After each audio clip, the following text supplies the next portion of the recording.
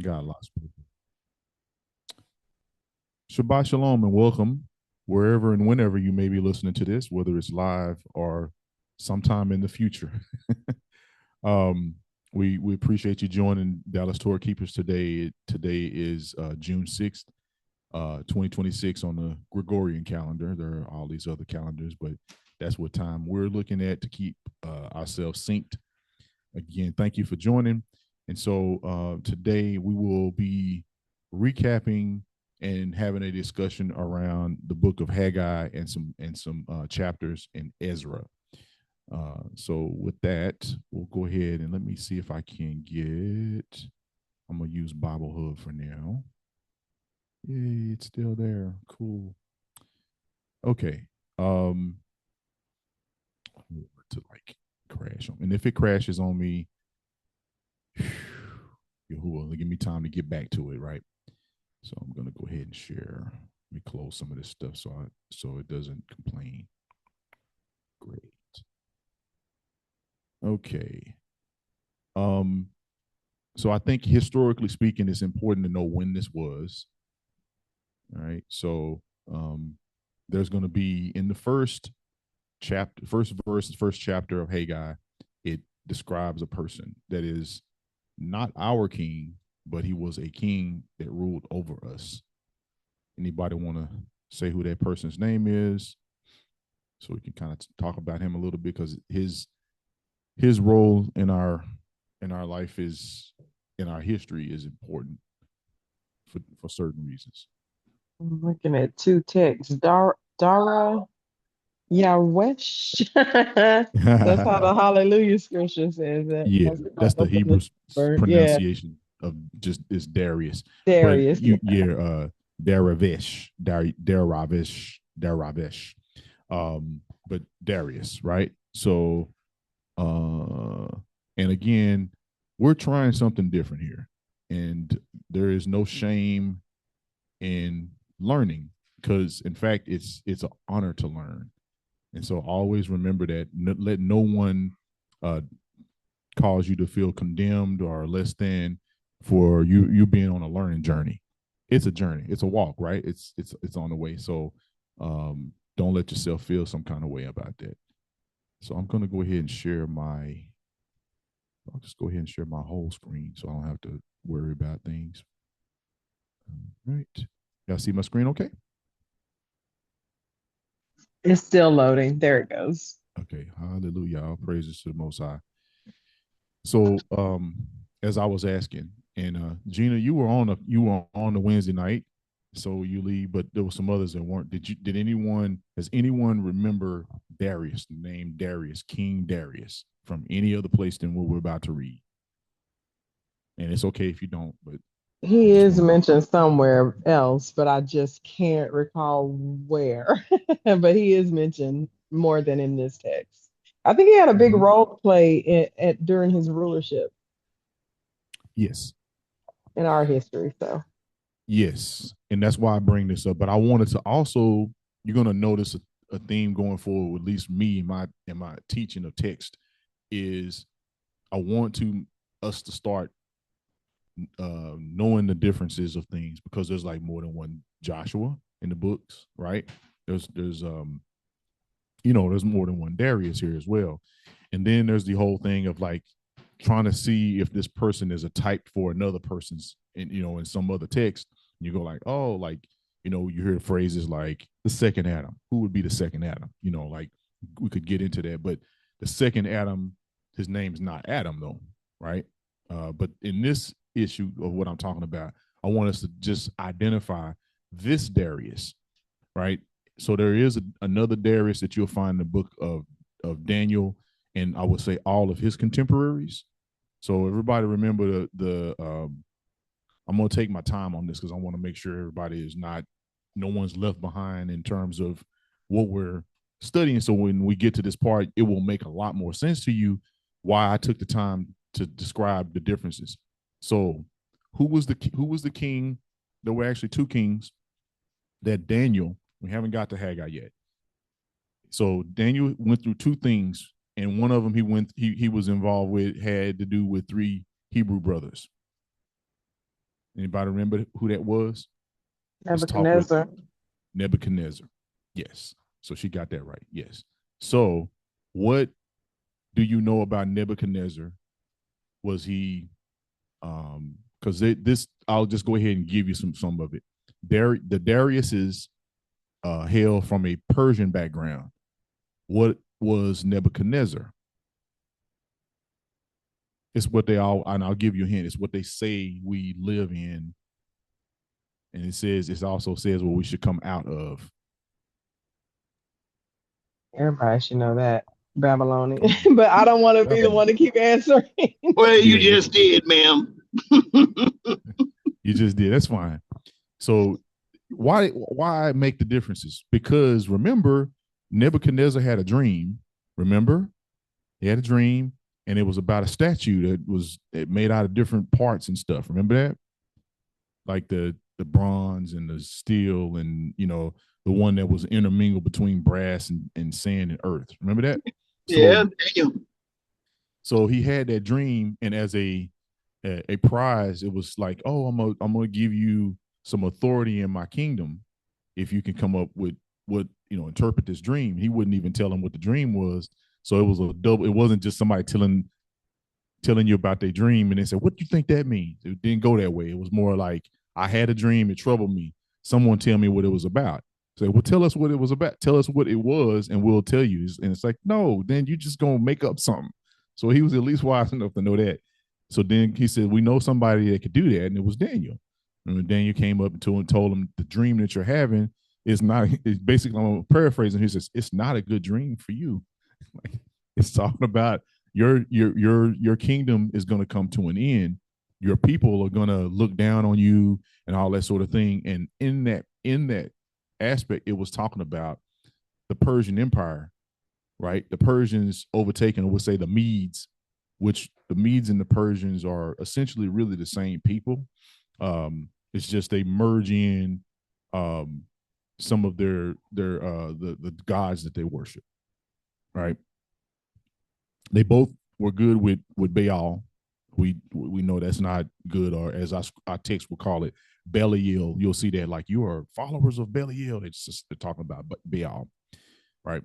Okay, so that's Nebuchadnezzar getting another chance at this, right? So it was the next king for Daniel, and this was the one that had to do with the lion's den. Do you remember that?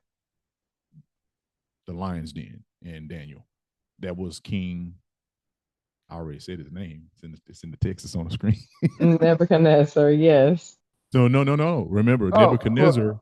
He was over. So his come. son took the reins and had a similar name to Daniel, because Daniel's Babylonian name was Belteshazzar. Oh, Remember that's that? right. Yeah, I do And remember his about this. son had that. And he was supposed to give that to him. And then when he realized the kingdom was about to crumble, he was trying to give it to Daniel. Like, Daniel, you can. He was, like, you can be the king now, man. It's like, yeah, sure, you want to be king now because you see what's about to happen. The prophecy from your father's dream, which Yahuwah gave him that dream, was not good news for him. Um, we can debate. Do you think that was good news for us? Was it better for us to be ruled under Nebuchadnezzar versus Daniel? I mean, under Daniel, under Darius. It's not a really right or wrong answer. It's really just more of how you look at it. Like, which king favored us? Did one favor us more than the other? So let's Yeah, okay. Darius favored us. Darius favored us more, but the point in the insight that I have to it is that no one wants to be ruled by their enemies. But if you're going to be Mm, ruled in captivity, the lesser of those two evils would have been Darius. she got it. She got it. Yes, I see it the same way too, because I see it as this: you can choose who rules over you, and that doesn't mean that's the person that's going to be good for you. Remember, when we studied about David and Saul. Remember that? So, the people chose Saul. Most High chose David, meaning we picked our king. And that's still been happening since then. Like if you start, you follow from there, you'll see the people were still choosing who they wanted, and that's part of the reason why the kingdom split into two. So, yeah, I think that so because Nebuchadnezzar had to be really adjusted. Let's put it that way, right? Because he was trying to kill us. He believed with his guys, and he was like, put them in the furnace and let them burn because they didn't do what I told them to do. And then when that went down the way it went down, he's like, whoa, okay, I'm gonna go ahead and believe now. But you talking about Nebuchadnezzar? Yes, Nebuchadnezzar was Babylonian. She was asking about that. Yes, he was a Babylonian deity to some. I'm gonna go ahead. I think somebody dropped out. Bring it back in. Yeah, Babylonian. So yeah, and that is the one that seems to still be around because we say we're living in Babylon Here, you have now. to watch what your mama wants you to watch. Yes. What happened? What happened? Oh, you're talking. Oh, you're talking about. Okay, sorry. Oh, I'm sorry. I'm sorry. No, Yeah, you're I'm gonna good. need you and Mal to chill. I'm sorry. Let me mute. I dropped y'all. I'm trying to. No, you don't need to drop. Don't. It's fine. It's No, I dropped by accident and I came back in and I was unmuted. So I Oh, apologize. got you. So, hey, Shabbat Shalom to y'all. I'm just gonna kind of keep going. It's not because I don't love you. Just I want to get. We're in the lesson. You can give me a, as they call it, a Hollywood hug. I give you a Hebrew hug later. But yeah, so I'm just asking some questions. Try to make your brain remember. So now do you remember that Nebuchadnezzar? There used to be like stories in when we were maybe all Christians and we were following that and we were looking. It was like, hey, remember the story of Daniel? So not Daniel, but the three Hebrew Rashad, Meshach, and Abednego in the fiery furnace. That was Nebuchadnezzar, right?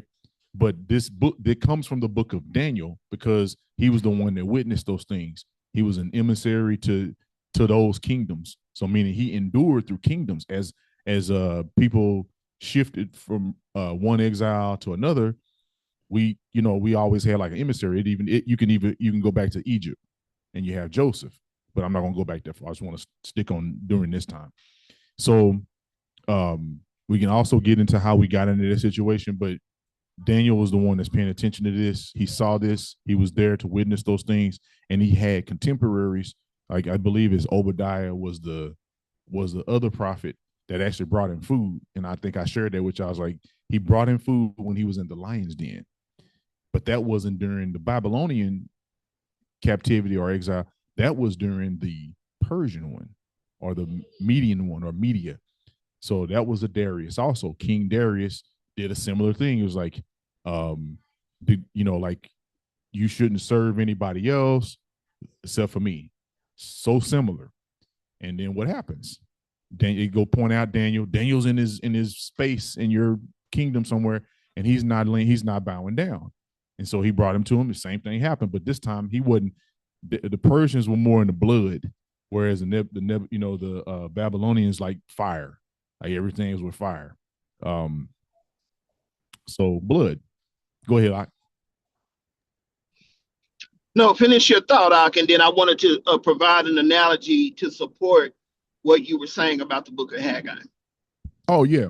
So, but I was just, the point I was getting to, you can come give me a side hug too. Come on.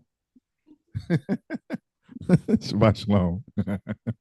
All right. So, my point was there were differences between the Medes/Persians and the Babylonians. Some differences, but there were a lot of similarities in that they were very narcissistic, they were very power hungry, they were very oppressive to everybody else. Now the difference now starts is the Persians were all about like trying to melting pot it, essentially, like, oh, that group that we just conquered, let's take some of the stuff that they're doing that's pretty good and we'll just add it to our culture. So over time, Persians, that's what they do, even today, right? So what I was just kind of pointing out was that's what got Daniel in trouble. He wouldn't bow down, so he's in the lion's den, and you know the whole story. You should know that story. If you don't, I can point it to you in the book of Daniel at some point. maybe go back over that and see if we can pick up something else on that. So that Darius is not the same Darius that we're talking about today. This Darius is known as Darius the Great or Darius the First, right? So I just wanted to make the differentiation there, but they're still the same society, still hating on us, still trying to kill us, still trying to take us out. And then I'll stop with my thought there. So go ahead. What you got? Yeah, so I wanted to say to Mishpachah that, as Art was saying, I like what he said about, look, we're not pointing at any person, any group of persons, or anybody individually, especially not in our own, amongst our own Mishpachah. But what we want you to recognize is that you're really a creator. You're an architect. And throughout all these books and all these studies, you should be trying to understand what the architect of this word is trying to convey to you. When you're building something or rebuilding a house, the architect always has an idea and he has a blueprint. But even with a blueprint, you need instructions so that you can, number one, recognize what a blueprint is, and number two, how to read a blueprint, because everybody just can't pick up a blueprint, read it, and say, oh, that's what he means. So you're actually studying Yah's blueprint for us so that we can get to building with the materials that he provides us to build. And that comes with it being the nation, that comes with it being an assembly, that comes with it being you, the house that Yah is building in you. So you're learning. The learning process is knowing how to read these blueprints, apply them to your daily life. But don't be discouraged, because every house, if I were to go buy a brand new house today, I guarantee you within the first 6 months to a year, you're going to find issues or problems with the house. Not from the blueprint or the way it was built, but because things happen. Like what happened to a family today. Storms come. There's going to be holes in your roof. There's going to be a leaky faucet. There may be something in the wall that needs to be addressed. But just know that he's giving you the blueprint and the materials and hopefully the understanding, that's what you're here for, to how to repair those things when those things do happen. Because once a house is built, it's built to last. But along the way, thank you. There's always going to be something that comes up that requires repair. And if you realize that throughout your life, no matter how perfect you may believe your house is, it's going to always require upkeep, repair, and observance. So think about that in your studies, and every time you go into a learning experience, you're adding tools to your tools so you can upkeep your house and follow Yah's blueprint. That's all. Hallelujah. And we'll I'm glad you shared it that way, because that was one of the things. It's just showing like how the Most High is still working through you and I, because that's something I was trying to kind of like avoid bringing up on Wednesday, because it was a thing that I hadn't worked out. But that is exactly how the Most High gave that to me when we get to that part here in Haggai. So any questions about where I am and reason why I brought that up? Like we talked about how we get to this place here, so that when you're reading, because it's really easy for you to get confused about who's who, because it's just like it is today. There's a bunch of Tonys. I think there's a bunch of Lees. I don't know if there's how many leader sons there are, but there's a bunch of those. There's, you get what I'm saying, right? Sarah, there's, so there's somebody out there with your name, right? So when you're writing the book, they try what we always try to do is, and you'll see at the beginning of this first chapter, I'm gonna read it finally, is it's important not to skip over the lineage parts that are in when you're reading it. Just because you can't pronounce it, don't just gloss over it like it doesn't matter, because if you don't, then you wouldn't know who's who. So I'll go ahead and I don't mind somebody else reading this time, or we're gonna just read, and I will be stopping a lot here and there, but I just want to make sure we get through it. So anybody want to read Haggai 1 and just kind of go until I say, stop for a second. Anybody? Haggai, or in the, if you're looking C for hallelujah, it's just going to show with the chagai. It's going to look like chagai. Anybody? You will have your chance if you Autumn don't. says she'll You read. want to? You'll read it? Okay. Can you hear me? Yes, I can hear you. In the 2nd year of Darius the king, in the 6th month, in the 1st day of the month, came the word of Yahuwah by Haggai, the prophet, into Zerubbabel, the son of Shealtiel, governor of Yehuda, and to Yahusha, the son of Yahuzadak, the high priest, saying, Thus speaks Yahuwah Sabaoth, saying, This people say, the time is not come, the time that Yahuwah's house should be built. Okay, Then pause right came there. the word Just of pause right. Yahuwah Pause right. Yeah, by just pause Haggai right the there. prophet, saying, Sis, Oh, my bad. just pause right there for a second. I wanted you to pause there because what you're about to read now is what is coming. I wanted to make sure you understood. That's why this is important. Who's okay? First off, whose word is this? That's obvious. Whose word is this? We're reading the word of Yah, Yah's Yahuwah. word, Yahuwah's word, because it says that the word of Yahuwah came through Haggai. So I wanted you to catch something like there's three people involved and still one word from the one Elohim, right? And he's not a respecter of persons, but he does because he gives authority to certain individuals, which means you have a call, something that you're supposed to do, or as Lee was saying earlier, like a tools that you're supposed to be sharpening. If you're a butcher, you need to sharpen your what? Knives. If you are a doctor, you should be sharpening your scalpel and your knowledge. If you are a librarian, you're supposed to sharpen your understanding of where things are supposed to go, right? If you're a teacher, you're supposed to sharpen your ability to convey things in different ways. If you are you get where I'm going with this, right? Okay, so these titles attached to names help you understand something else. Watch this. So he gives the word coming through a person that we don't know much about. And I'm just gonna go on and tell y'all this. I spent the first 2 or 3 days just trying to figure out who Haggai was. Do you notice it doesn't say it doesn't say like who he is? It could be a woman for all we know. It's not though, but because it does say he, like later on in certain, but he's a prophet, but we don't know nothing about him. But obviously they did because they were in leaderships. One, Zerubbabel was like the governor of Judah during that time. So like I said, the Persians will let you lead so long as you still submit to them. So his power was derived from that. So he's a governor. So he's a person in power for people, leadership of people. But then the next one was who? It said the next one is Yahusha or Joshua, the son of Jehozadak, right? So, and it even tells you what his title is. He's a priest. So he's a leader for what? He's a spiritual leader, a person that's responsible for teaching, bringing accepting the sacrifices when allowed to do so.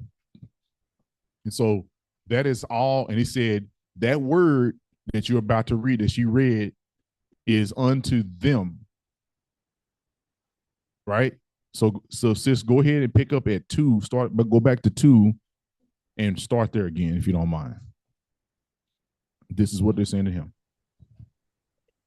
Thus speaks Yahuwah Sabaoth, saying, This people say, the time is not come, the time that Yahuwah's house should be built. Then came the word of Yahuwah by Haggai the prophet, saying, Is it time for you, O ye, to dwell in your sealed houses, and this house lie waste? So pause there. Again, I'm sorry. You're going to get used to it now. Right? Okay, so the first part is to tell them as leaders. He's saying the time has not yet come to rebuild the house. That's not good news to me, to us, right? It means we're still living in. I'm gonna modernize it a little bit and go back to the 1600s. It's like we're living in the slave houses, the back houses, right? And so we're living there, and your hope is to not continue to live there, so much to the point where, like, little side note, slaves in the house, slaves in the field. The ones that was in the house, they felt like, hey, kind of, I got a little something. I ain't got to sleep in there, out there where it's cold or hot all time. There's not, it smells bad. They don't really, they give us everything that's torn up. We have to make it ourselves. So he's telling the leaders of the people and the leaders of the representative of the Most High as a high priest that it ain't time to rebuild this house. Then immediately after that, he's starting to explain why. Because if I'm giving you bad news, don't you want to know why? Wouldn't everybody be asking why? It's like people would probably say here, it's like, duh, we know it's not time. We still stand, we still ain't in power. We still, we still in captivity. So then he starts to explain why through a question. And in at 4, read chapter, just verse 4 right there, sis, one more time.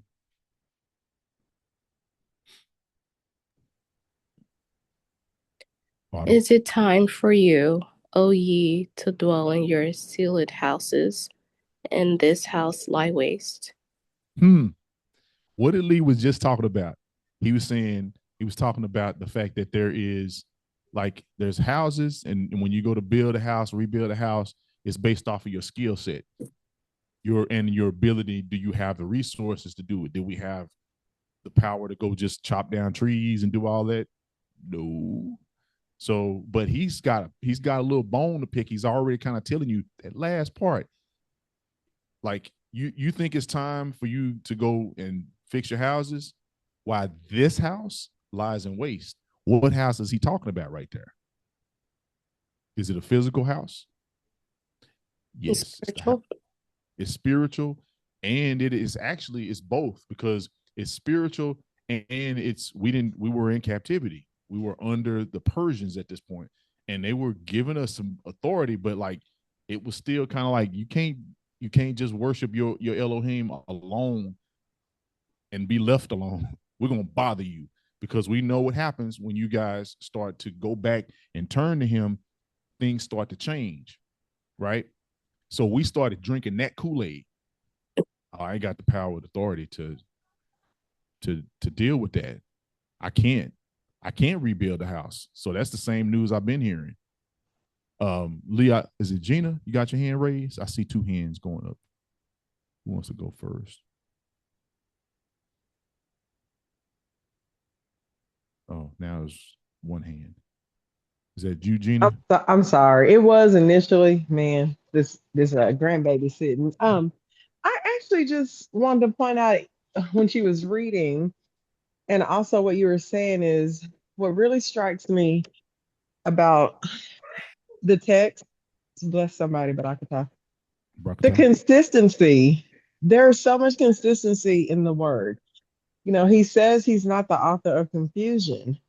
The confusion is when man interprets the text, so they put their own opinions and things into the text, and so it behooves us to do what you're saying.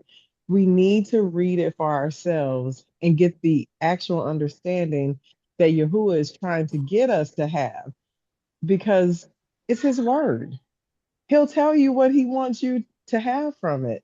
But if you don't read it, then you're kind of, what is that we say when we were in church? You're swayed by every wind and wave of doctrine, which I believe that's what James actually says. Yep, So no anchor. That's something that I hear even from the beginning as she's reading it. When Yahuwah sends someone, they're not bringing different messages. It's one message because it came from him. And then what we lack today, or it feels that we lack today, and I know why, because he's given us everything we need here. We lack what we consider like a consolidated leader. We don't have a David. We don't have a Moses. We don't have a Daniel. We don't have we don't have those. And so what starts to happen is we pick what's good and we just go with that. This has been working for me, so I'm just going to keep doing that. You're worried that if you start to turn back to him and you have to go through something to get there, you tell yourself it's not worth that journey. It's not worth that walk. Well, the whole part of this lesson, I'm not going to hold it back, because this is not like a ta-da type of lesson. It's more like the whole reason for this is because what I'm trying to tell us all, and he told me this, is We have to go through this.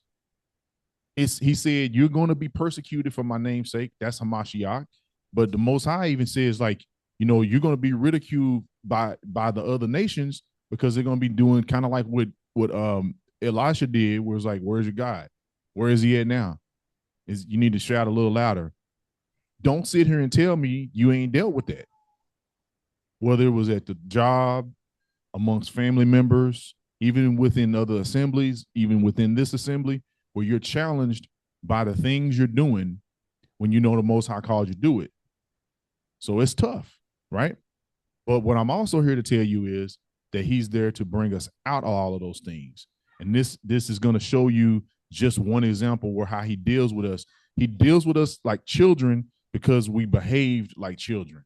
So it's like what Paul talks about saying, when I was young, I thought and acted like a child. But when I grew older and became grown, I did things in that manner, right? I grew up. I didn't keep doing things that way. So think about that, how that overlays with this. Look at how he's telling you can't rebuild a house yet. Well, can you think about how you talk to your kids? You think I'm gonna let you fix your house up? You think I'm gonna let you go buy this thing and you still owe me money, or you still, you ain't even cleaned up your own room? What? Right? That's kind of, he's starting it out by saying, why this house lies in ruins. That's kind of a scathe right there. He like letting you know, hey. And then the rest of this, as he starts to tell, which I'm gonna let this pick up at 5 and go ahead and read from there, and I'll try to not I'm gonna probably stop you just before you get to 7. So read from 5 and stop before you start 7. Now, therefore, thus says Yahuwah Sabaoth, consider your ways. Ye have sown much and bring in little. Ye eat, but ye have not enough. Ye drink, but ye are not filled with drink. Ye clothe you, but there is none warm. And he that earns wages to put into a bag with holes. That says Yahuwah Sabaoth. Yes, this right. So listen, but since you just read that, what did you get from that? Do you see yourself in that sometimes, or all the time, or often? Does any of those things apply to you today? And this is just not. I'm picking on you because you're reading the text, but like, do you ever find yourself feeling like you planting a bunch and you ain't never having enough to harvest? You ever thirsty and always stay thirsty even after you drink a whole glass or something or whatever? Yeah, I feel like sometimes I can be selfish and not satisfied as much as I should be. Okay. So this is telling you right here, at least if you see yourself in this, because this is our book, right? It's letting you know, kind of like, as we say, off the rip, off the jump, that I can tell you that I done planted seed and been like, man, where's my harvest, right? And I always point back to the scripture that tells me, like, well, whatever you do for him is gonna last. That's the eternal thing, right? So I always chalk it up to that way, and I think that's what he wants us to do. But there is, as he says, abundant life that he promised us that's supposed to also happen here. So I'm trying to show us how we get the blessings out of Deuteronomy 28. And it starts by, he says, consider carefully what you do, your ways, right? Anybody got a scripture that comes to mind when I talk about the word ways and acknowledging things? Proverbs 3:3-5. Go ahead and quote it. All the parts that you know. That used to be my favorite scripture. I should know it, but it's he talks about acknowledging Yahuwah in all your ways, and he'll direct your path. Yeah. So you're not supposed to lean to your own understanding, but you're supposed to acknowledge him in all your ways. And so here he's starting out saying, I like to paraphrase it as a father. Father is saying, be careful about what you're about to do. I'm paying attention to what you're saying. And while he's saying that, he's describing exactly the situation we are in. So like, if you identify with Deuteronomy 28's curses, then that, okay, what about the blessings? Ain't you? It's the same verse and same chapter, but it's the other side of the coin. When do we begin to identify with the blessings? We can't get there because we're not willing to look at this verse that she just read and see yourself in it. We're almost a little even too proud a lot of times to say, yeah, I planted and I ain't get much. Yeah, when I'm the job I work, when the money comes in, the bill it's already spent. There's like maybe a little left over, right? And you kind of go, man. And then maybe right now you're not seeing that, but somebody out there is or has. And I'm just here to share this with you that this is the condition that you would be in that moment. The house as it lies now, meaning the house of Yasharel, what was its status? Hey, what was its status? It was in ruin. It was harvesting little. It was never being filled. It was always being cold when covered. It was being having a hole in the bag, right? So go ahead, sis. Pick up at 7. Keep going. Thus says Yahuwah Sabaoth, consider your ways. Go up to the mountain and bring wood and build the house. And I will pleasure in it. I will take pleasure in it. And I will be glorified, says Yahuwah. Ye looked for much, and lo, it came to little. And when ye brought it home, I did blow upon it. Why? Says Yahuwah Sabaoth. Because of my house that is waste, and ye run every man unto his own house. Pause there. Therefore, yeah. Can you pause there for a second? Okay. Yeah, pause there. See, did you catch how he keeps saying that same thing? Did he not tell you his focus point is his house? Our focus point is not his house. So he keeps telling, he's like, you can go up and do that. Again, consider what you're doing. But while you're doing it, I blew it away. And he said, he knows you're going to ask why. He says, why? Why are you at? Why? I'm going to tell you. I'm declaring this is why. Because my house still lies in ruin. As a kid, it is the bed still ain't made. The trash still ain't been taken out. The people has not repented. The people have not turned from their wicked ways. We're still living in sin. We're still defiling the feast days. That's why. So while the house is in ruin, none of that stuff, the things that he was saying about building and allowing it to stand and for it to be renovated, none of that can happen because all that's going to happen is you're going to mess that one up. It's like that's how parents think. If you can't take care of the bed you got now, what makes you think that the next bed or that if I'm gonna go get you some more bedding? I always thought that was dumb, right? Wash your stuff. As a kid, I was always like, just gotta get some more linen. Feels good when linen is clean that first night, right? You know what I'm saying? And you want that, but you got to realize, like, when you get old enough to use the washer and the dryer, you're supposed to use it. You're supposed to go wash that thing, dry it. And so we're not willing to do that. We just want new stuff. Give me the new wine, right? Give me the new grain, right? Give me the new covenant. Give me this, give me that, give me that, give me that. And we get it and we just defile it. We defiling the renewed covenant. We ain't even doing that. So like he not playing with that, right? Okay, so sis, go ahead. And I think I'm probably gonna stop you before you get to 12. So read to the end of 11 and don't start 12. 10 and 11. Therefore, the heavens over you are stayed from dew, and the earth is stayed from her fruit. And I called for a drought upon the land, and upon the mountains, and upon the grain, and upon the new wine, and upon the oil, and upon that which the ground brings forth, and upon men, and upon cattle, and upon all the labor of the hands. Did he miss anything? Do you feel like he missed anything? He's like, well, I got nope. He said upon labor of men. Well, I got my cat. Nope, can't get no milk from them. They're not gonna. The meat is gonna be nasty, right? If you even can get your hands up on it. What about? I got that oil. I remember that lady and her son. They had oil and flour. I got nope. He just said nope to that and nope to that and nope to that. Or we can at least we got some wine. We can get drunk and have a good time. Nope, not even gonna give you that. So all of those things connect to the things that allow yourself to call it an abundant life. Go ahead and keep reading. Pick up at 12. Then Zerubbabel, the son of Shealtiel,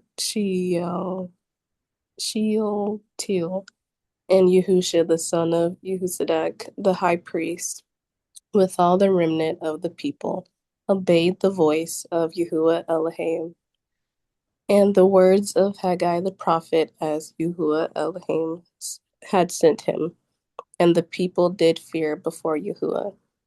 Then spoke Haggai, Yahuwah's messenger, in Yahuwah's message unto the people, saying, I am with you, says Yahuwah. And Yahuwah stirred up the ruach of Zerubbabel, the son of Shealtiel, governor of Yehuda, and the ruach of Yahusha, the son of Jehozadak, the high priest, and the ruach of all the remnant of the people. And they came and did work in the house of Yahuwah Sabaoth, their Elohim, in the 24th day of the 6th month, in the 2nd year of Darivesh the king. Hallelujah. So I guess he caught our attention.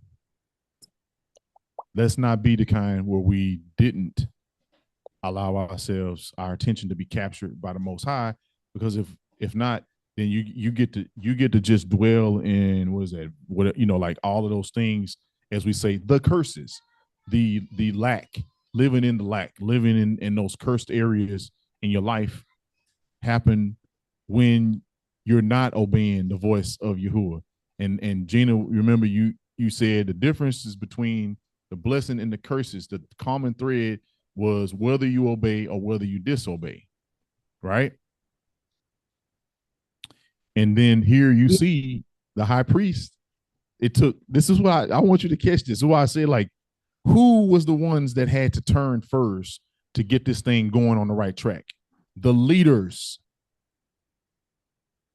the governor, Zerubbabel, and the high priest, Yahusha. They did what? They had their ruach stirred, meaning he troubled them. He's like, look, man, you're gonna have to do what this prophet is telling. This is my word. I am with you. Right? And when people hear that, you don't hear people say that very often no more these days. But if you know the Most High is with you, I think it's okay to declare that. In fact, I think it's almost kind of important to do, because when you do it, it's like you're coming into agreement with him. Whereas opposed to that, we come into agreement with so many other things by saying, girl, I'm with you. Hey, brother. Hey, bro. Hey, dog, I'm with you. Right? We'll do that with each other, but we won't do it when it comes to the Most High. Right? We need to do that. So whether you see yourself as a leader or not, I think that's a topic for another day, but I am here to tell you, we ain't the high priest, but we are the priests. And so we need to realize that our spirit does need stirring, and that we do have a Darius on our shoulders and looking over us and ruling over us, and not necessarily rooting for you unless it does something good for them. If what you're doing is going to help my kingdom, go ahead and do it. But if it's going to help only you, I'm going to have a problem with that. Right? Can I make, do you mind if I make a couple of observations? Yeah, go for it. Yes. I'm sitting here and I hope this does not sound so bad. I'm listening to you first talk about the blessings and the curses, and I'm like, I'd literally hear Ak telling us we keep focusing on the curses because they identify us as the people, but you're telling us that we absolutely can take hold of the blessings in captivity if we do the things that he asked us to do, but we're so focused on the curses, we won't get out of our way to get the blessings. Right. For some That's reason, everybody likes to see a train wreck, right? Yeah. You want to see a fight. What views on YouTube and all the other sites get the most views? It's tragedy. It's the trash. It's like seeing somebody fall and hurt themselves and stuff like that.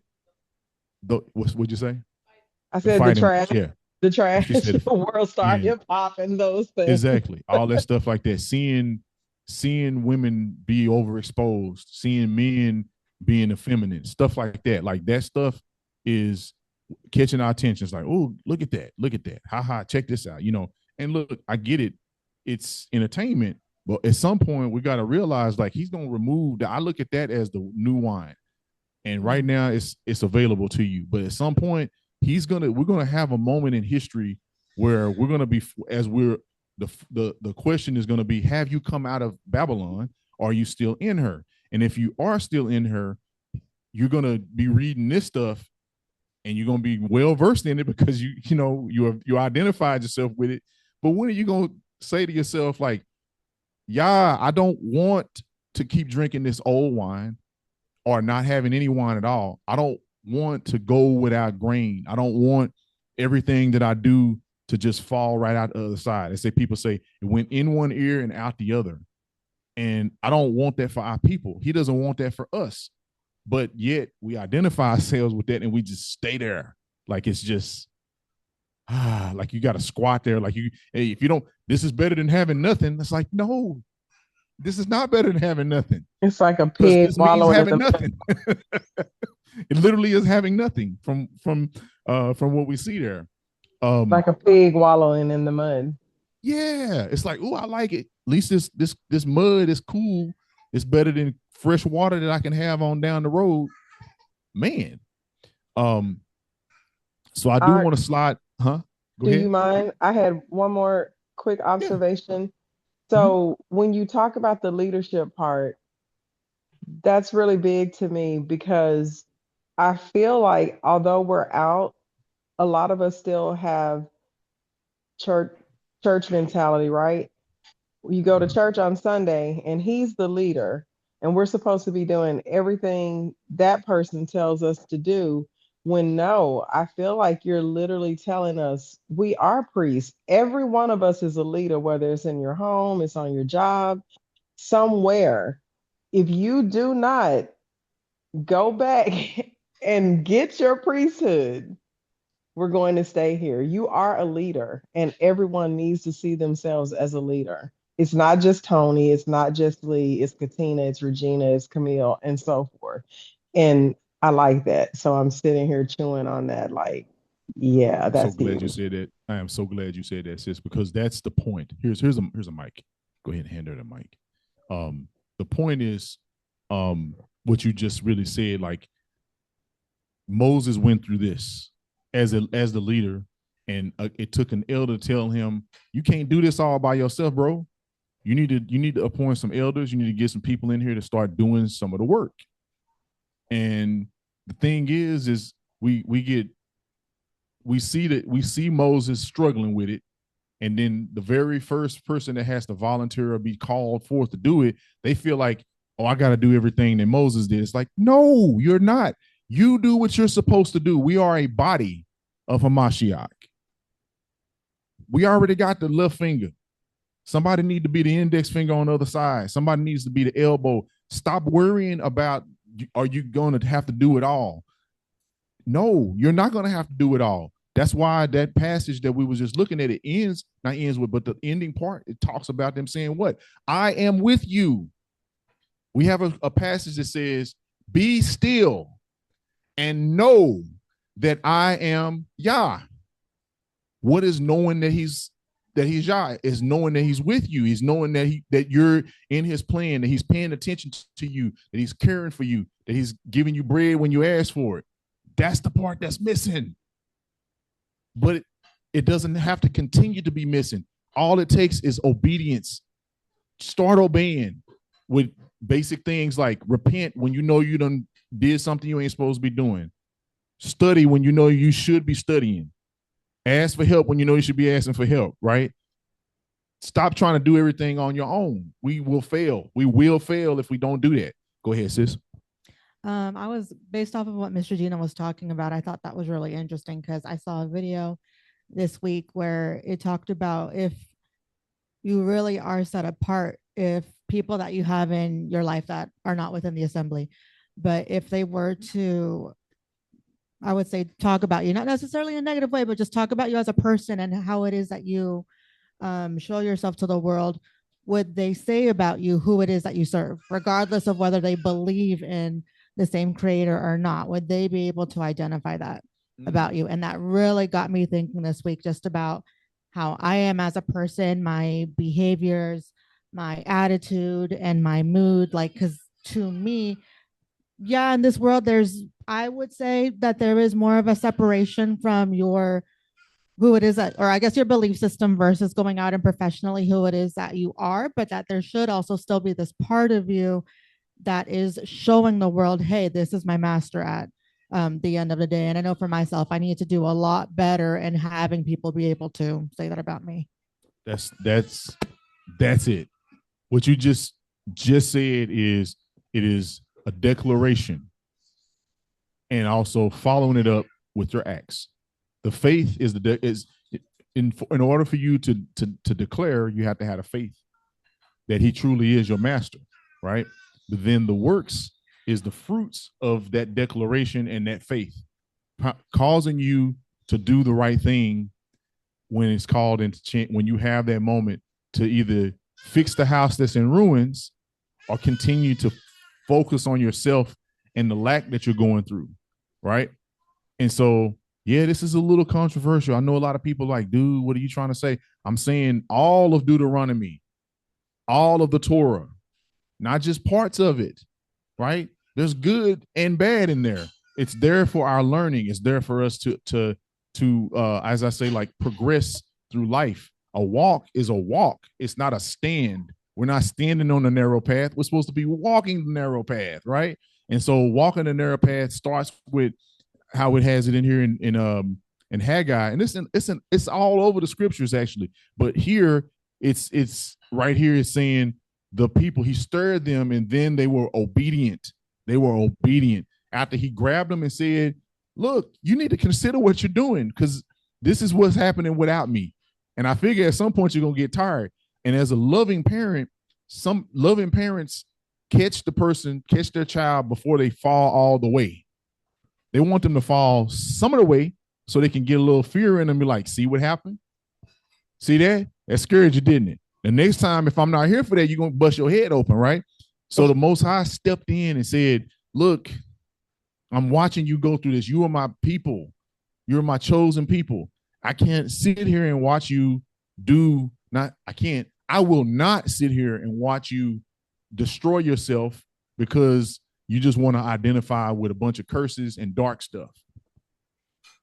Wake up. It's me. It's my house that you need to be paying attention to.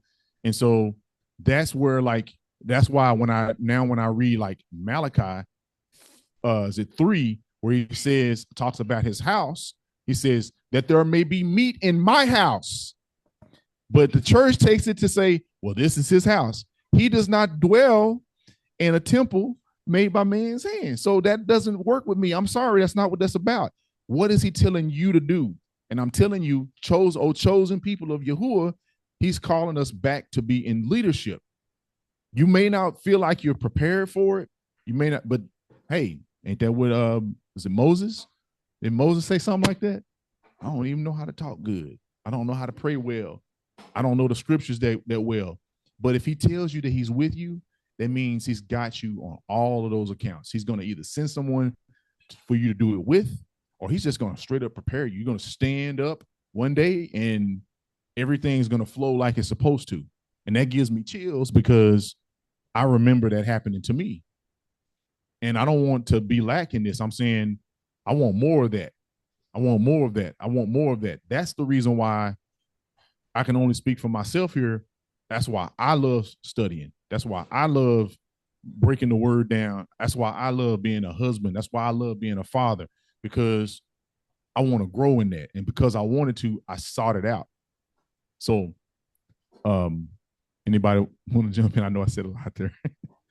I'd say for me, part of it is also allowing yourself to be stirred, because personal experience, he can stir your ruach. And if you are not in a place of obedience and saying, okay, it's time, nothing is going to end up happening as a result of that. And the scary part of that is the more that you engage in sin, or the more that you slowly distance yourself because you're not in your word, or you're not worshiping, or not having certain conversations, whatever it is that does it for you, the easier and easier it gets to where when that stirring comes, that you say, you know what, not today, not right now. And it becomes a lot easier than it should for you to be able to get back on the path with him and say, okay, I need to do better. And I say that from personal experience. That is in not to call out your profession and stuff, but check me on this. But this is my experience: is the further you get away from one lie, the harder it is to get back to the truth. Yeah. The truth was right there as a choice, standing right next to the lie.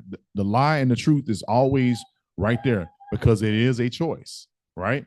So you can choose to tell the truth, which is life, or you can choose to deceive people and choose the death. It will bring death. What does it say? The wages of sin is death. So you're gonna get paid with death when you continue to do that. And then I would say it snowballs because when someone comes to expose the lie, you need another lie to cover that lie. And then you need another lie to cover that. And that's literally the definition of snowballing. Like you can take a piece of snow this big and roll it down a hill. And it will work actually. Believe it or not, it will work. It'll keep on picking up. Oh, you're giving me the eyes. It'll keep growing. And the thing about it is when it hits something, it's gonna explode and it's gonna be fully destroyed. Don't be that snowball. Stop yourself and say, hey, let me go. That's what repentance. I think we talked about what repent means. It means to go back and turn and then not go that way anymore. Shalom. Shabbat shalom. Right? And so that's why we are supposed to repent. Because it stops the snowballing from happening. It causes you to be free from that role that you can't get yourself out of. Because the thing about being a snowball is you're spinning, you lose orientation, you don't know up from down, and by the time you stop, you're destroyed. That's why he says, "Seek him while he may be found. While there is time, seek him while he may be found." So let's see here. I have, if y'all are looking on the screen, I have Ezra 5, chapter 5, not Ezra 5, but Ezra chapter 5. And we're going to read all of this. In fact, I will just quickly read this unless someone has it ready to go. If they have it in the chamber to read. I got it. Where are we Anybody? starting? You got it? Okay. Where are we starting? Start at 1 and 1. We're going to read the whole thing. The what? What? I'm sorry. Starting at 1. So you're going to read, we're going to go all the way down to right before. I like this. Why I like the brand Bible. Kind of it outlines it a little bit. So right before we read, we get to see what the letter is from Tatanai. So just read 1 through 5, and then I have something to say here on that. But then we'll keep going. We'll read the whole thing. But go ahead, 1 to 5. I'm gonna read from the Sefer. So does it start then the prophets? Okay, that's good. Shagai? Yes. Okay. Then the prophets, Shagai, the prophet, and Zachariah. I'm not sure I'm saying that right. So Zachariah, It's Haggai and Zechariah. the son of Edo, prophesied unto the Yahudim that were in Yehuda and Jerusalem in the name of the Elohim of Yasharel, even unto them. Then rose up Zerubbabel, the son of Shealtiel, and Yahusha, the son of Yahutzadak, and began to build the house of Elohim, which is at Jerusalem, and with them were the prophets of Elohim helping them. Verse 3. At the same time came to them Tattenai, governor on this side of the river, and Shethar Bozni and their companions, and said thus unto them, who has commanded you to build this house and to make up this wall? Then said we unto them after this manner, what are the names of the men that make this building? But the eye of their Elohim was upon the elders of the Yahudim, that they could not cause them to cease till the matter came to Dariabesh, and then they returned answer by Sefer concerning this matter. Didn't we say, thank you, sis, we're going to read some more, but didn't we say that the world pays attention to the leadership? So I don't know if you caught that when she was reading it, but so first off, you recognize the names here. We have interjected his contemporary. Haggai's contemporary is Zechariah, or Zachariahu, right? So so they're prophesying together. I told you, if you feel like you can't get it done by yourself, you send somebody else. You ain't got to do it by yourself. Don't make that be the reason why you do it. Or sorry, don't do it. Don't step into your call because you're worried about you having to do it by yourself. Come on. He always makes sure that you have everything you need. But the part that I wanted you to catch was down on 4 and 5. It says the ones that are the enemies of the people, are what? They're asking about who gave you the authority. And authority is in leadership, right? If you have leadership, you have authority. So they're directly questioning whose authority are you allowing to be able to do this? And by the way, this is going to get answered. It's hilarious, the answer here, right? But I just wanted you to catch that. So when you're dealing with people in the world that truly understand their place, they're going to question, by which authority are you doing that? And that's meant to really make you stop. Because if you're doing it on your own accord and you ain't got no authority to do it, you stop doing it, right? Right? You know, you kind of go, well, we shouldn't be doing this, I guess, because we decided to. What do people do? Like up in the on the eastern seaboard, in the cities, they open up the fire hydrants in the summertime. They ain't got no authority to do that, but they just do it. And then as soon as somebody come and ask, why y'all doing this? Who told you can waste all this water, the city's water? Who told you could do that? They shut it down. They come in with the big wrench and shut that thing down. So they're trying to figure out, is what you're doing helping only you, or is it helping this nation that you're a part of, this kingdom that you're part of? And notice it says in 5, it says, the eye of their Elohim was on the elders of the Jews. So even their deity, which they see as probably their authority, is looking at us, but at the elders, because it knows if it can get the elders, if it could get the leaders, if it could get the governor, if it could get the high priest, it got the whole nation. So remember, back up, we're in Ezra, but this is basically the same story. So over in Haggai, we just noticed he was like, finally caught the attention. He stirred the ruachs of those people who are listed still here in verse 2, Zerubbabel, right?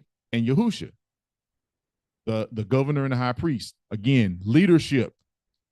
Most High is in order on everything. He went to them first. He talked to them, told them this wasn't the time and all this. And then it is now time, obviously, because they're already building. So this is a little bit later on down the road. This is after we decided to be obedient.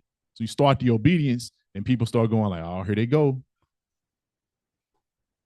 If the people who are called by my name will humble themselves, once we humble ourselves, would pray, turn from their wicked way. Once we start doing that, what are we doing? We're getting in alignment with obedience, which is repentance, all those things like that. And then what starts to happen?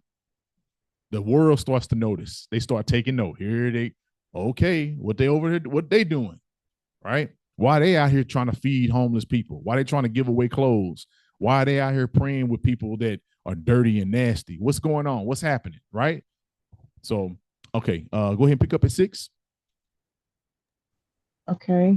The copy of the Sefer that Tatanai, governor on this side of the river, and Shethar Boznai and his companions, the Apharsikium, which were on this side the river, sent unto Dariavesh the king. They sent a Sefer unto him, wherein was written thus: Unto Dariavesh the king, all peace. Be it known unto the king that we went into the province of Yehud, to the house of the great Elohim, which is built with great stones, and timber is laid in the walls, and the work goes fast on and prospers in their hands. Then asked we those elders and said unto them thus, who commanded you to build this house and to make up these walls? We asked their names also to certify you, that we might write the names of the men that were the chief of them. Oh, they snitching. Exactly. This is Tattletale, And right? So thus, okay, go ahead. so we're getting ready. We're getting ready. So everybody understood what just happened, right? So the cops showed up, right? Yeah. Y'all ain't supposed to be down here. Do y'all have a permit for this? You know, they asking all the questions that are lean to stop you from doing what you're supposed to be doing. They, you know, but they want to, before they do what they're going to do, they want to make sure that they got the muscle behind them to shut it down, right? A lot of times today, which is the scary part, is a lot of people that are supposed to enforce the law, they think that they know all the law, and they're pushing on you, and they're literally breaking the law to keep the law. Woo, that's something heavy for another time. They breaking the law to keep the law. Woo. To this day, exactly. Like, is it illegal for you to sell water somewhere? Some places will say it is. You don't have a permit. It's just bottled water. This is not a product. I'm just trying to help people that's doing a marathon or something. You don't have a, so they shut you down. But if they was following it in this day, they would have gone back to City Hall or to the police office and said, hey, is it cool for these people to be doing this without a permit? And then they might find out that it's okay for them to do it with water, right? But it might be bad if they're selling alcohol. You got to have a permit to sell alcohol. But they enforcing the law wrong, so they literally broke the law to keep the law in the way they think is supposed to be. That's another lesson for another time. But that's the way that seems right until man. Man, come on, that part there, right there. That's it seems right to you, so you decide you're gonna enforce the way it seems to be right, and you're not spending no time trying to make sure it is right. Man, so what you didn't catch in the above, that conversation was captured, but they didn't spill it out up there. So they're going to spill out after they said who told you to do this, what are your names, all that stuff like that. Now from 11 on, we're going to read what our people responded to that dude about. So because he wrote it down, this is the police report, so to speak. Go ahead, sis. They're trying to build their case. Okay. Verse 11 is pretty good.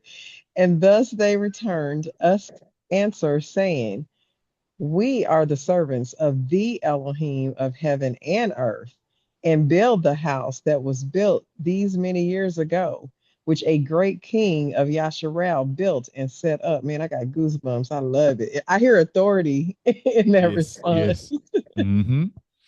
But after that our fathers had provoked the Elohim of heaven unto wrath, he gave them into the hand of Nebuchadnezzar, the king of Babel, the Casti, who destroyed this house and carried the people away unto Babel. But in the first year of Koresh, the king of Babel, the same king Koresh made a decree to build this house of Elohim. And the vessels also of gold and silver of the house of Elohim, which Nebuchadnezzar took out of the temple that was in Jerusalem, and brought them into the temple of Babel. Those did Koresh the king take out of the temple of Babel, and they were delivered unto one whose name was Sheshbazzar. Yes. And by the way, so right there, so Sheshbazzar, they love the bizarre thing at the end, which is kind of interesting, right? That's bizarre. Interestingness in the names. Because Balthazar is who? That's Daniel. This is not Daniel. This is Sheshbazzar. And Sheshbazzar is actually Zerubbabel, by the way. And if you don't believe me, what does it say as it's listing this guy? It says, these articles to a man named Sheshbazzar, who what? He appointed. Governor. Yeah, there you go. Keep going. Okay, so verse 15. I also want to just say I love that they set it up because they gave history. So they weren't just making up things. They're telling you the history and how they were able to walk in the authority to do what they were doing. So anyway, I just thought that was good. Yes. Okay, 15. And he said unto him, take these vessels, Go carry them into the temple that is in Jerusalem, and let the house of Elohim be built in his place. His place. Mm. Then came the name Sheshbazzar and laid the foundation of the house of Elohim, which is in Jerusalem. And since that time, even until now, has it been in building, and yet it is not finished. Not done with us. Now, therefore, if it seem good to the king, let there be search made in the king's treasure house, which is there at Babel, whether it be so, that a decree was made of Koresh the king to build this house of Elohim at Jerusalem, and let the king send his pleasure to us concerning this matter. And that is a mic drop for you. Yes. Yeah. So peeps, this is what I love about when numbers dwindle and when they grow and all this stuff that happens with assemblies all over the world, just remember this one thing. It's like you better remember. You better remember. And I don't have to put what goes after that, but you should remember, discover who you are, right? Then followed up by that. Once you know who you are, you're supposed to be doing something. Their response started out with what they were doing right now. We are servants of the Most High Elohim of heaven and earth, and we are rebuilding the temple right now. That's what we're doing. That was built many years ago. And they go into this great detail. You can't build properly. You can't restore if you don't know why you're doing it, because it's easy for somebody to knock you off course if you don't know why you were sent. Hamashiach knew exactly why he was sent. And he said it during his trials in the 40 days. I think my brother Yahushua was teaching that over at his house. And so that is what I'm talking about. It's like, you got to know your purpose. If you don't know what you're there for, it's easy for somebody to knock you off your square. Easy. It's like, hey, man, what you doing on this corner? Making noise. Can you stop making noise? Yeah, I guess so. Rewind it a different way. What you doing on this corner? I'm feeding the people that are hungry. I'm putting clothes on them. I'm sharing the good news. I'm reminding them of these people of who they are. I'm telling them what they supposed. I'm awakening them to their actual reality. Can you? Oh wait, that's too much for me to ask to stop this dude. Dang. Say, what I want to stop? Wait, it's too much she's doing. Don't get busy, get productive, right? Get out there and do the work that the Most High called you to do. That's what we were doing, because there was a big square we were standing on. We was letting them know, like, your people gave us authority to do this. But before your people gave us authority to do this place was already a great place by a great king. And I know Gina was like, if you're thinking like what I'm thinking, is this not in some way, can you look at this and say, who's our king today? It's Yahushua HaMashiach, right? Who's our high priest today? It's Yahushua HaMashiach. It took two men back then to kind of cover that role. He carries with him the governorship, as it says, the government is upon his shoulder, right? He carries with him the high priesthood, right? But not in the order of Levi, but in the order of who? Somebody come, who? Melchizedek, right? So, but he's still a high priest, right? He's still the high priest. So he was stirred. He did his call, and he left one that would teach us, that guides us through this. So the leader for us today, who is it? Who's the one that's supposed to be guiding and showing you what you're supposed to be doing, whether you should be building something or tearing it down or running from a city or running into a city? Who's the one that's supposed to be doing all that guiding today? The Ruach HaKodesh. It says the Ruach HaKodesh guides you into all truth, not some, into all truth. So when we are doing this, what we're doing today, when we are in error, he corrects us as we're saying it. He shows us, because the zeal is there, the desire to obey is there. So therefore, he's giving you your own version of this from 11 down to 16. You know, that's the quoted what they told that dude when he says, under whose authority are you doing all this?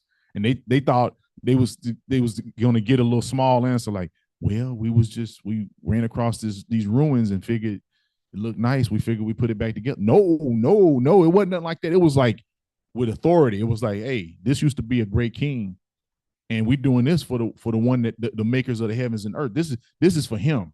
And by the way, while we talking, I want you to know your king's king decreed that we could do this.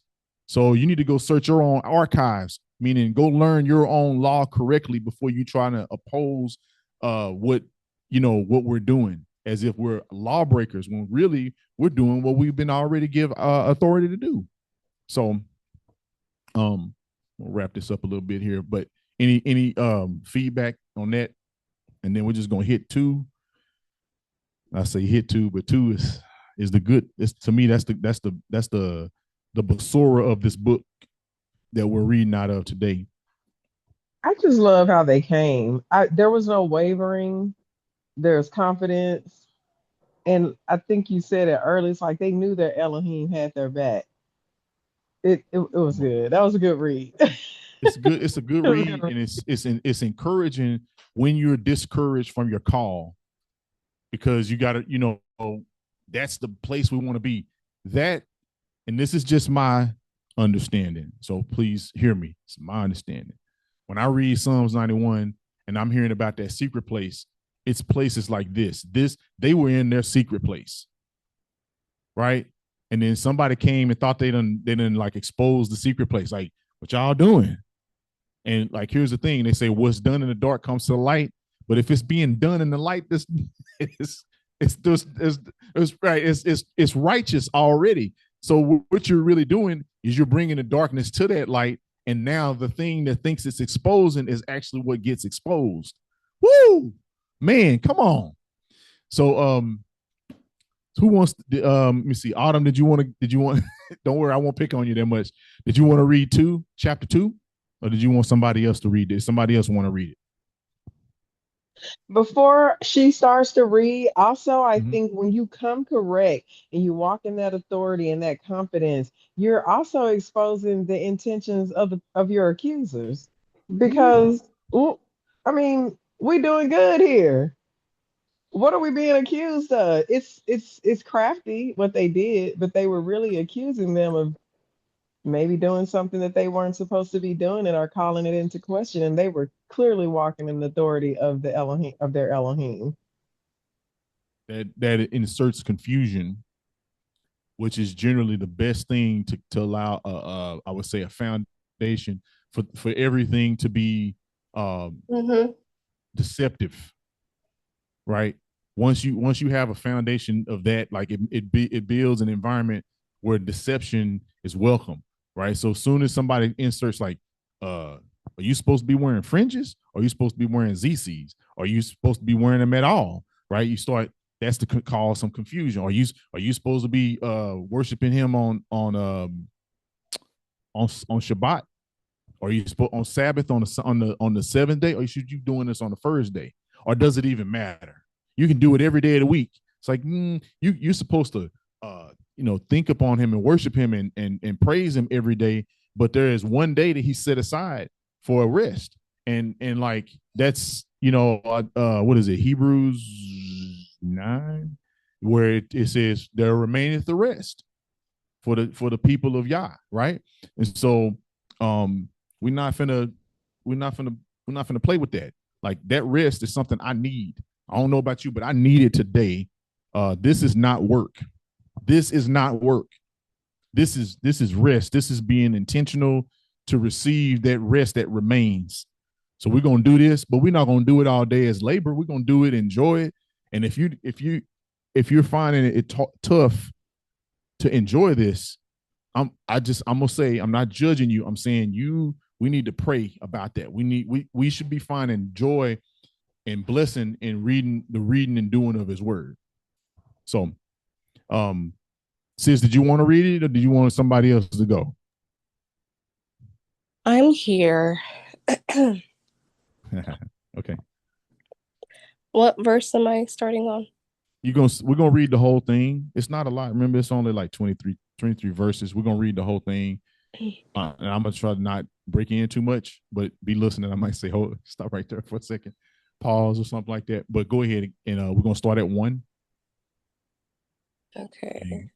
Haggai 2, starting at verse 1. Mona Shaya's phone because she has my phone in the room. So I gotta go to the cipher on her Oh, it's phone. fine. It's fine. Whichever version you want to read, or if somebody else want to do it, it's It's whatever. I okay, I want everybody. can. You can do it. Okay. Yeah. In the 7th month, in the 21st day of the month, came the word of Yahuwah by the prophet Haggai, saying, Speak now to Zerubbabel, the son of Shealtiel, governor of Yehuda, and to El-Yahusha, the son of Yahutzedek, the high priest, and the remnant of the people, saying, Who is left among you that saw this house in her first glory? And how do you see it now? Is it not in your eyes in comparison of it as nothing? Yet now be strong, O Zerubbabel, says Yahuwah, and be strong, O Yahusha, son of Yehuzadek, the high priest, and be strong, all ye people of the land, says Yahuwah, and work, for I am with you, says Yahuwah Sabaoth, according to the word that I covenanted with you when ye came out of Mizraim.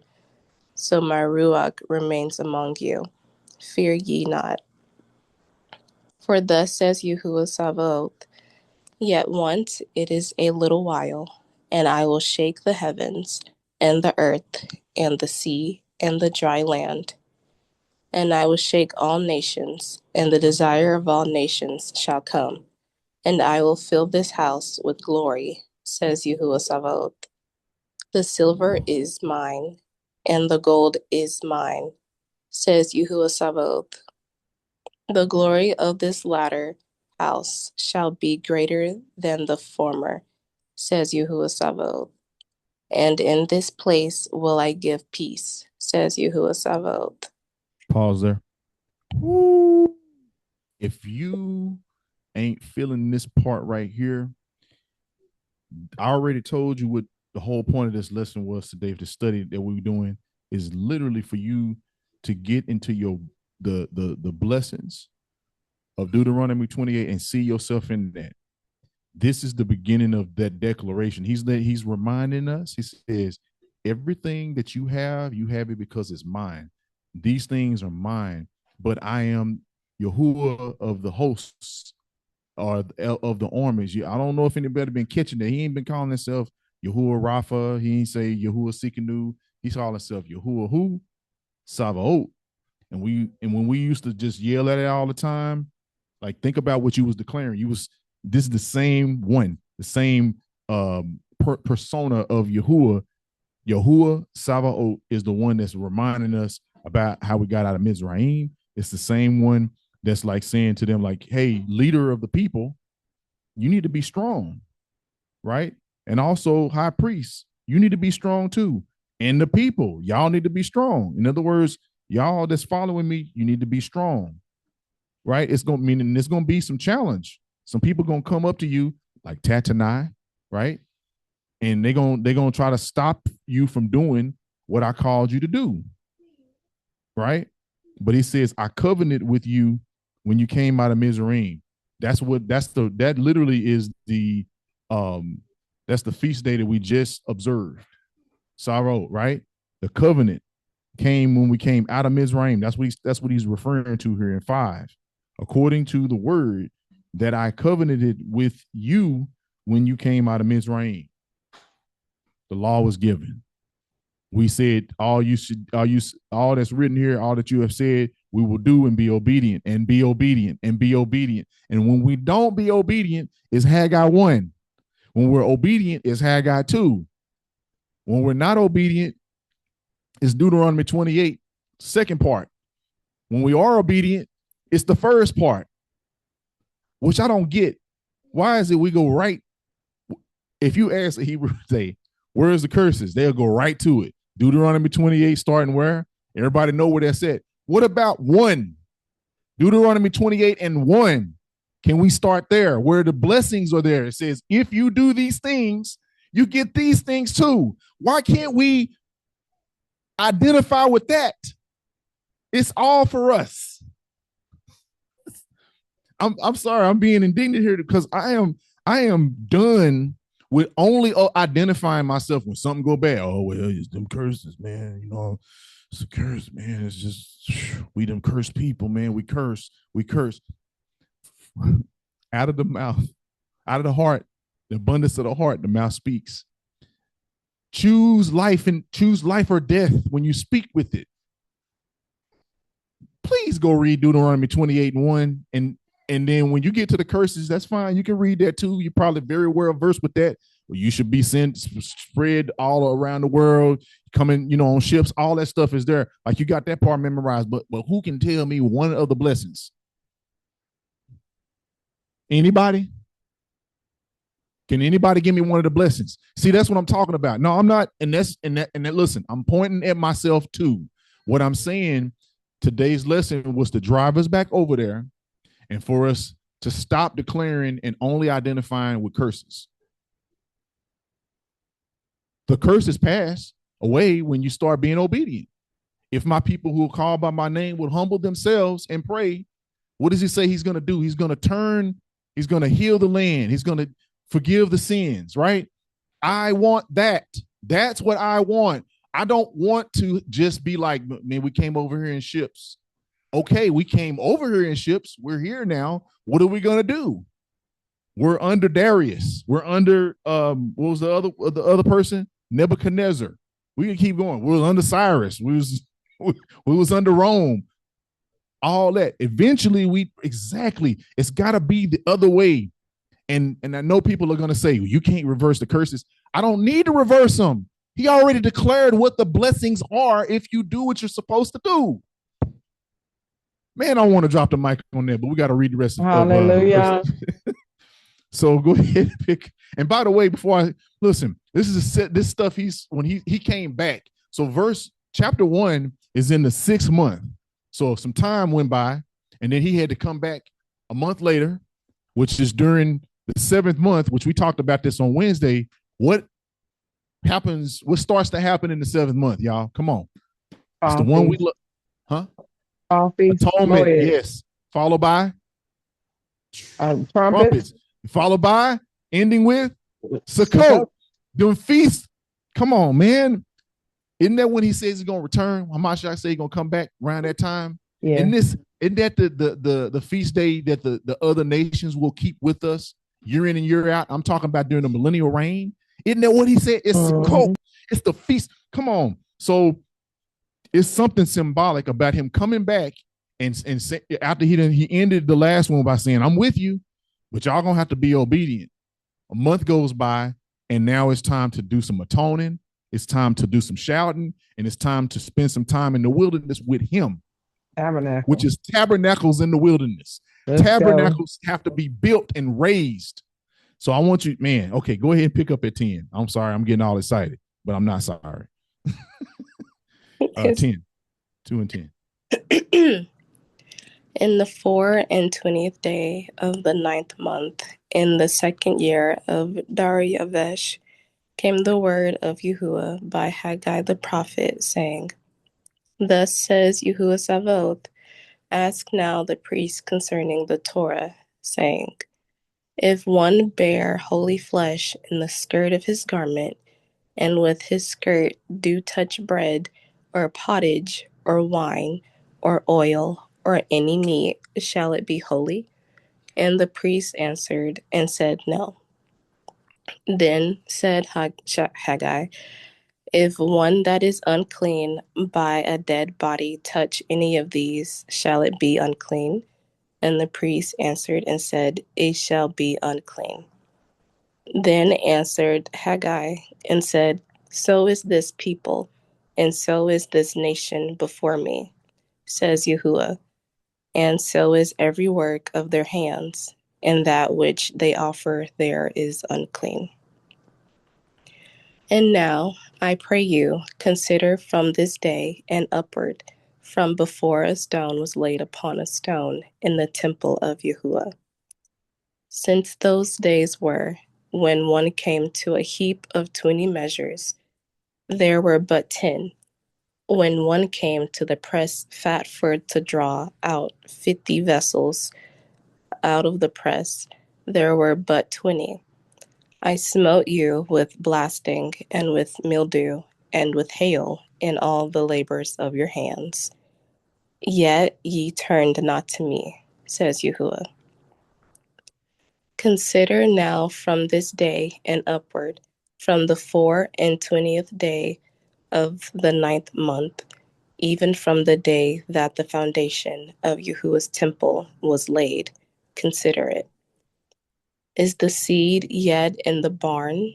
Yeah, as yet the vine, and the fig tree, and the pomegranate, and the olive tree has not brought forth. From this day will I bless you. And again, Pause there. What did he say right there? Pause right there. Hold on. What did he say right there? What's the last 3 or 4 words? From this day will I continue to curse you? No. He's going to bless us, but he said the foundation had to be laid, meaning labor had to go forth, meaning trials and tribulations had to be gone through. Yes, you had to be. He said he had to smote us with things. He made it hard. That sounds like this Cain, right? It sounds like what he cursed or said, the judgment upon Adam, that he would bring forth thorns and thistles and these things. Like those judgments are judgments that last throughout the earth. But when he says he's going to bless you, let's see how the rest of this goes. Go ahead, sis. And again the word of Yahuwah came unto Haggai in the 24th day of the month, saying, Speak to Zerubbabel, governor of Yehuda, saying, I will shake the heavens and the earth, and I will overthrow the throne of kingdoms, and I will destroy the strength of the kingdoms of the heathen, and I will overthrow the chariots and those that ride in them, and the horses and their riders shall come down, everyone by the sword of his brother. In that day, says Yahuwah Sabaoth, will I take you, O Zerubbabel, my servant, the son of Shealtiel, says Yahuwah, and will make you as a signet, for I have chosen you, says Yahuwah Sabaoth. That is so comforting to me. And remember, we just told you all and declared it over you, and not through flesh, through scripture, that you are leaders. You are priests, not slaves, not as they say, the tail. He made us the head. He caused us, we were chosen. And so he tells Zerubbabel, leader to the people. He said, but he called him a servant. At the end here, at the beginning, he's identifying him as just the leader of the people. But at the end, to serve Yahuwah is an honor. So the greatest honor, the better title that he now carries with him is servant, his servant. Meaning I'm gonna come to you when I need something. I'm gonna come to you when I have a ministry thing to do, something somewhere to go, something to build, like maybe a city, a torn down city with a temple within. He made him his servant, but did he make him his servant, or did he choose to serve? He chose to serve, and that's why he told him over back here. He says, I need you to be strong. I need you to be strong. Be strong. So he's comforting him. He's saying, I am going to wear what he says, like a signet. Some of y'all's versions might say as a ring upon the finger.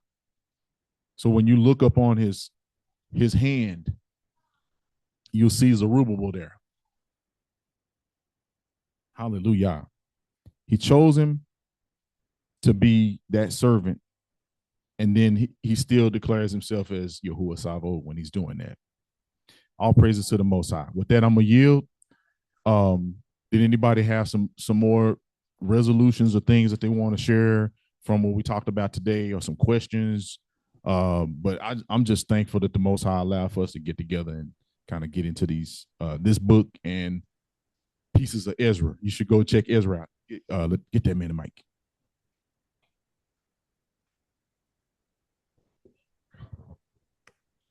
Yeah, about when we spoke,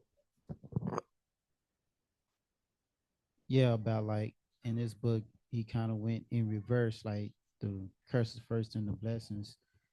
Um, but adding on to the point that you made about like just sticking to the curses, well, if you do start with the blessings, I mean, that can give some insight because it also make you realize that this is not where we're living. So I mean, if you just going over curses, like you just a bad people, and it's all the bad things going to happen, and that's it. And it's like, well, what about the stuff that's before it? So it's like a missing context, really. Mm-hmm. So I brought it up on the screen because I'm not going to let you leave today without at least knowing one of the blessings. And notice I like how the Berean said it calls it, these are the blessings of what? Obedience. Not just blessings, like, oh, I'm just going to give you these blessings because you the people. No. What is this? I'm going to read this to you as I finish here and not say anything else. Not all of it, but I want to read enough of it for you to catch what I'm saying. Now, if you faithfully obey the voice of Yahuwah, your Elohim, and are careful to follow his commandments, I am giving you today, Yahuwah Elohim will set you high above the nations of the earth, and all these blessings and all these blessings will come upon you and overtake you if you will obey the voice of Yahuwah Elohim, right? Says what? You will be blessed in the city. Anybody live in the city? I know I do. Anybody work in the city? I do, right? And blessed in the country. Anybody live out in the country? Think about moving out to the country, work in the country. So there's blessing. The fruit of your womb will be blessed. Sisters, come on. Ain't we been seeing this? There's a lot of kids running around here, right? We got started earlier than some of y'all, so I was just grown up. And don't forget that you are the fruit of that womb. If you're a grown person, you are the fruit. So you in yourself are walking around as a blessing to the mother that you came out of, as well as the produce of your land. Get out there and plant some produce. Put an apple tree in the ground. But when you do it with intention, with like being fully intentional. Says, hey, by the blessings of obedience, I've heard the voice of you, Elohim, right? And I'm doing this, and I expect blessings. I expect the produce of the land to do things, and the offspring of your livestock. Well, meat, you're gonna have milk. The calves of your herds and the lambs of your flocks. See, we dismiss this because why? We don't want to do this. But remember, we're blessed in the city too. So when you do some of this, or if you're a part of it, where you go help somebody sell things and stuff like that, guess what? Blessed in the city. Your basket and kneading bowl will be blessed. Again, sisters, brothers, I mean, I'm gonna start, mine makes bread. She make bread in there. Y'all need to get into the bread making vibe and figure out how to make some cornbread, some brew cakes, some loaf of bread, some sweet bread, some unleavened cakes. All that stuff like that is good for what? Because he says the basket from which it comes from and the kneading bowl in which you proof it within will be blessed. Come on. You will be blessed when you come in and blessed when you go out. I feel like everything is being covered here. So the only thing that ain't being blessed is when you sit still, because he says you're blessed when you come in, which is a movement, and you blessed when you go out, which is also movement. Following, walking the path, not standing on it, but moving.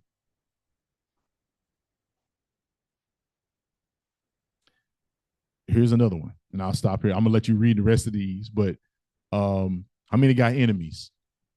I'm gonna raise my hand. I know Everybody should have their hand up on everybody that. got some enemies, right? But Yahuwah will cause the enemies who rise up against you to be defeated before you. So they're gonna be defeated, but you get to see.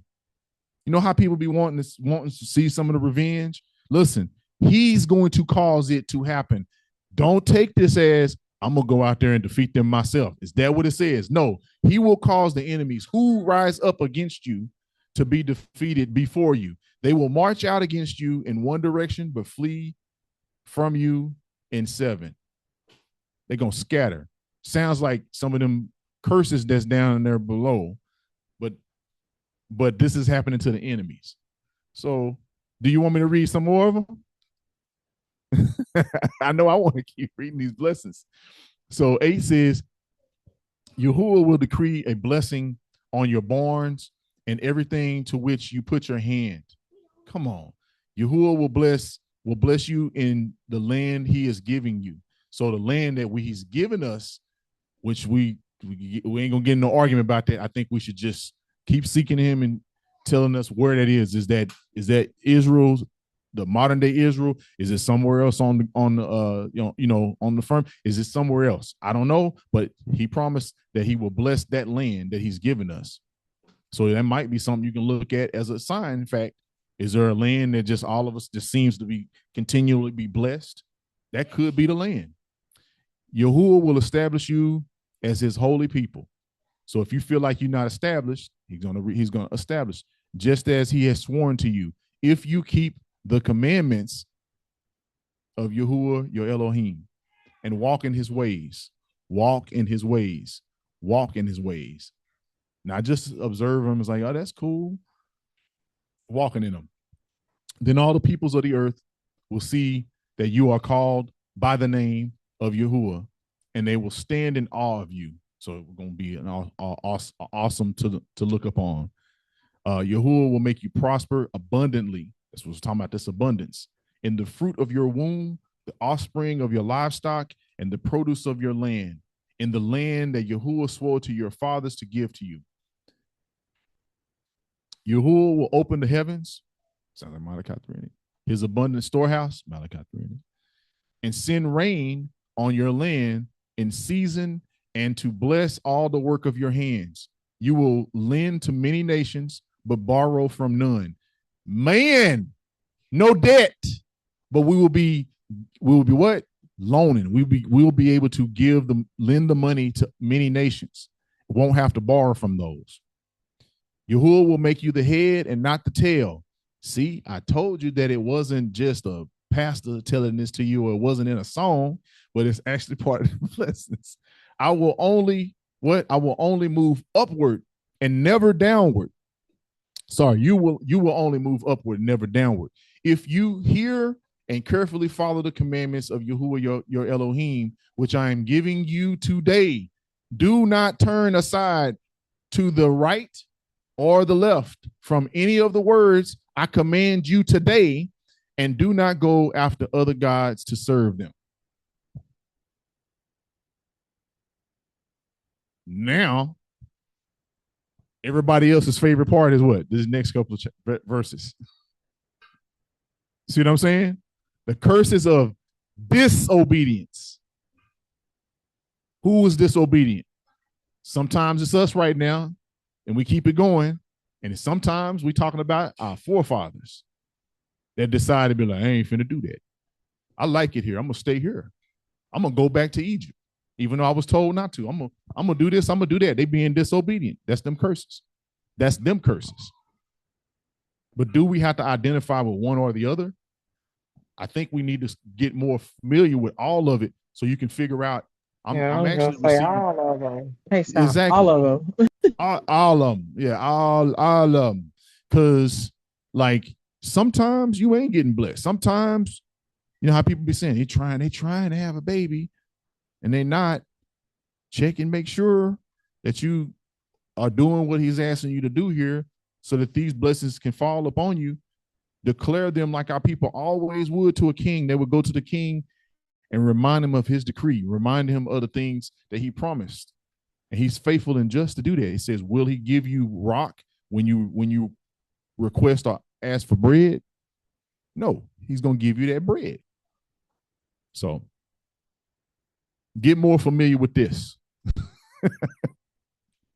So we got some more people. Let me did I lose them? I lost them, I think. Or no. I'm still sharing. I'm gonna stop the share. All right.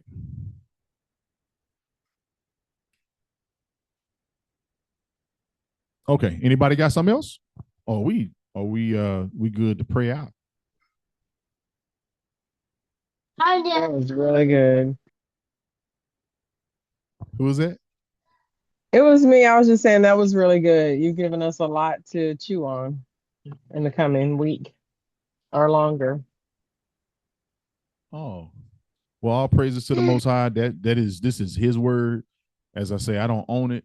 I only learn, and then I share what I learn. So all praises to the Most High for that. So, Todai, to you, brother, as well. I see your your iPhone showing you up as Big Smooth. I saw that. I like it, Big Smooth. So Big Smooth, you gonna be coming to Texas or Arkansas anytime this year? Just out of curiosity, I'm asking. I just want to know. I don't know if he might not sure yet. Okay, all right. When you get sure, let your brother know. You know, ain't seen you in a good long minute. That's happening. Well, did we have any prayer requests? I'm not. Let me stop the recording. Let me thank you for joining Dallas Tour Keepers. We pray that everything that we said. Malachi wants to say hi. Come on, get up. Come on, Malachi, say hi. We're outside. Whoa. We had a little tumble. Uh-oh, you scraped your knee. Uh-oh. It's blood. I know. Stand up. Can you guys hear? Yes, we can hear him. Tell him put some spit and some dirt together and just rub it on there. He'll be all right. Okay, there we go. He wants to say hi. I'm sorry, I was double muted. Sit down. It's okay. It's gonna be okay. Scrapes are part of childhood. Here you go. Here, I got it. Here, say Hey, hi. Ma. Hey, hey, handsome man. I like that red shirt you got on. Slow down, Roger. You're looking good, man. He said, you look good, man. He said, thumbs up.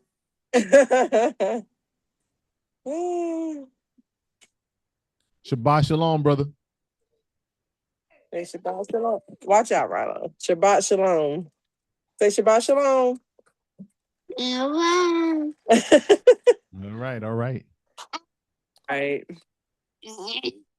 And with that, we appreciate it. Hopefully, you can continue to join us for other lessons and studies. All praises to the Most High.